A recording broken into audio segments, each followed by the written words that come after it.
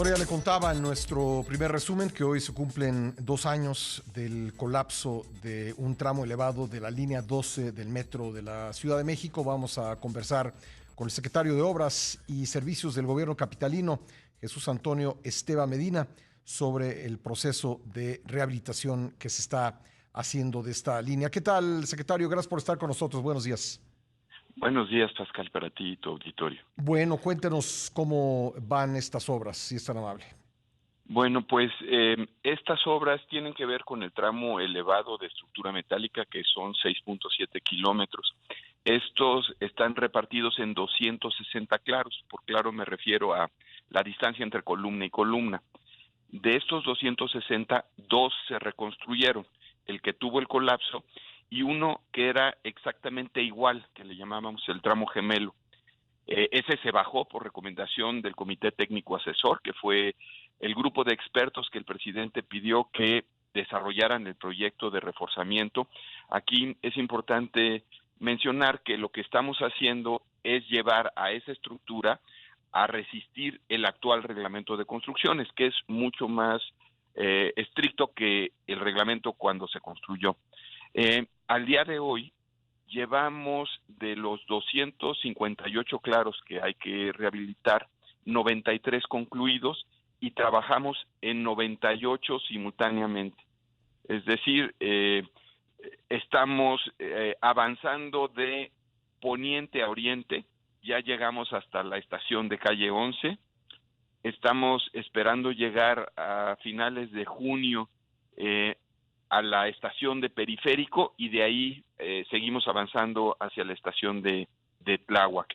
Esto pues representa cerca de 16,000 toneladas de acero y estas se reflejan en 55,000 piezas, cada una distinta. Aquí un poco hago esta referencia para que la ciudadanía entienda la complejidad. Estamos haciendo una obra pues que nunca se había planteado un reforzamiento de este tipo. Ha requerido de trabajo muy especializado, de un estudio de estos proyectistas, de esos especialistas, para hacerla y llevarla a una seguridad casi del doble de resistencia. Es decir, muchos de los claros van a quedar con el doble de resistencia y algunos que tienen columnas intermedias van a tener hasta 4 veces la resistencia que inicialmente se tenía. El proceso constructivo es estructura metálica que hay que pegar a la estructura existente. Esto implica soldaduras que tienen que tener precisiones de milímetros y un protocolo de control de calidad de hasta 3 revisiones, es decir, la revisión de los que lo ejecutan, una segunda revisión de ZigZag, que es la empresa que lo está haciendo, y una tercera revisión por parte de la Universidad Autónoma de Nuevo León, que son especialistas en el tema de soldaduras, que son nuestra supervisión. Esto, pues, para darnos idea de lo que estamos haciendo. Hay más de 400 máquinas trabajando, hay más de 1,800 trabajadores colaborando y esperamos en el último trimestre del año estar llegando ya y concluyendo todos los procesos. No tenemos una fecha precisa porque, como mencioné, estos procesos de control y de seguridad pues nos llevan en ocasiones a repetir varias veces las soldaduras. Y esto pues nos desfasa los tiempos, pero con base en los rendimientos y la estadística que tenemos al día de hoy, esas son nuestras proyecciones. Ya, me gustaría preguntarle, porque de alguna manera me lo ha respondido usted, a veces hay procesos que se han tenido que repetir, pero ¿han encontrado, digamos, problemas adicionales y esto ha significado rebasar las fechas que originalmente pues se estimaron para la reapertura de la línea? Porque se habló pues de 1 año, luego se habló de 2, hoy llegamos al segundo año. Ahora usted me dice que probablemente para finales de este año. Entonces me gustaría saber un poco qué es lo que ha generado estos retrasos en la reapertura. De la pausa le preguntaba al secretario de Obras y Servicios de la Ciudad de México, Jesús Antonio Esteva, qué es lo que ha provocado retrasos en pues los pronósticos originales de reapertura de la línea 12, que hoy cumple 2 años de haber sufrido el colapso de un tramo elevado. Y bueno, pues secretario, tiene que ver con la lentitud y la repetición de procesos de reconstrucción, rehabilitación, o tiene que ver con que encontraron problemas adicionales? Sí, son varios aspectos los que nos llevan a tener que ocupar este tiempo para el reforzamiento. Lo primero es el desarrollo del proyecto. Se analizó columna por columna. No era un proyecto que pudiera repetirse todo. Si bien la solución es parecida, cada uno de los tramos se analizó en particular y se determinó si había que reforzar la columna, inclusive si había que intervenir la cimentación. Entonces, eso es lo primero, y el proyecto fue saliendo poco a poco. Una vez que nos entregan el proyecto ejecutivo, nosotros tenemos que hacer lo que se llaman planos de taller, que es el levantamiento detallado en campo. Esto lo hicimos a partir de algo que se llama nube de puntos, por la precisión que se requiere. Hablamos de 5 milímetros de tolerancia, lo que podemos tener en la conexión de las soldaduras. Solo para dimensionar, hace unos momentos decía, es que estamos hablando de 55,000 piezas, Ujú. cada una distinta y con precisiones milimétricas. De ahí pasa a la fabricación, que eso nos llevó pues casi un año. A medida que llegaban las piezas, se empezaban los diferentes tramos. Empezamos con 10 claros simultáneos, ahorita estamos en 100 claros simultáneos. Otra complejidad que tuvimos es el nivel de especialización de los soldadores. Históricamente en la ciudad nunca había habido la cantidad de soldadores certificados en las normas de 1.5, en los códigos de 1.5, 1.8, que son códigos para soldadura que está sometida a ciclos de carga, a lo que denominamos fatiga. No es la soldadura de un edificio, digamos, de estructura metálica. Ujú. Aquí es otra la condición. Bueno, hemos capacitado del orden de 800 soldadores que van, se quedan, algunos se van, en fin. Al Ujú. día de hoy tenemos cerca de 500 soldadores certificados. No había habido en la ciudad esta condición.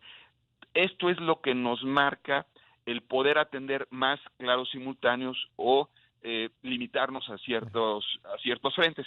Al día de hoy ya llegamos, digamos, a las cantidades suficientes para poder cumplir con los tiempos y asegurar un cierto rendimiento, ¿no? La estructura ya está totalmente fabricada.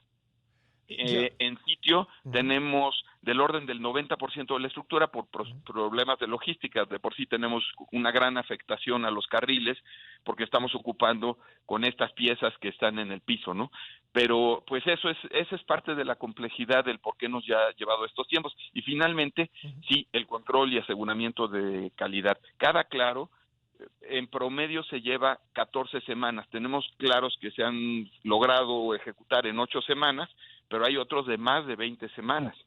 Entonces, pues todo esto nos va llevando a una secuencia y por encima de todo, pues está la seguridad, el hacerlo de manera cuidadosa, ser muy rigurosos en los controles de calidad, por la precisión y por las condiciones de la obra, ¿no? Pues bien, secretario, vamos a seguir paso a paso este trabajo. Y aprovechando que está con nosotros, quisiera preguntarle sobre las denuncias que hizo el sindicato respecto de la línea 9, específicamente la estación Pantitlán. Dice el sindicato que hay un riesgo de descarrilamiento y ayer la propia jefa de gobierno pues desmintió esta información. ¿Qué es lo que ha llamado la atención desde su punto de vista al sindicato y qué hay de parte del sindicato? ¿Hay una mala valoración de la estructura o qué exactamente está pasando ahí en Patitlán? Sí, son dos temas. El sindicato hace referencia a un tema de un desnivel que existe por el hundimiento regional. Ujú. Son hundimientos diferenciales que se generan por la extracción de agua. Entonces, esta línea que tiene 35 años aproximadamente, a lo largo de su historia, pues ha tenido hundimientos por lo que mencionaba, por la zona, por la extracción de agua. Estos hundimientos se reflejan y pues sí se ven a simple vista, se ve una diferencia pues del orden de 1,40 tiene entre un apoyo y otro. Ujú. Nosotros al llegar hicimos estudios adicionales, hicimos sondeos para ver cómo están las capas inferiores, cómo están estos apoyos y también vimos el registro, es decir, el histórico de las nivelaciones. Con esto confirmamos que ya los asentamientos son mínimos, es decir, ya se llegó a cierto nivel de esas capas y ya la estructura no se está asentando de la manera como lo hacía previamente, que podría ser del orden de 5 o hasta 10 centímetros en algunos años. ¿Esto a qué nos lleva? A que la estructura ya está en esa posición. Como muchas estructuras en la ciudad tienen deformaciones o tienen inclinaciones. Lo que buscamos con el reforzamiento que hicimos fue que en caso de que se siguiera moviendo, pusimos unas barras que nos permiten saber si se mueve. Y le pusimos además unos apoyos que son capaces de soportar en caso de que se moviera mucho y tuviéramos una condición de mayor carga, de concentración de esfuerzos. Me quedan, perdónenme, me quedan unos segundos y no quisiera que termináramos sin esta pregunta, que creo que es lo que le importa a la gente. No hay riesgo entonces de descarrilamiento.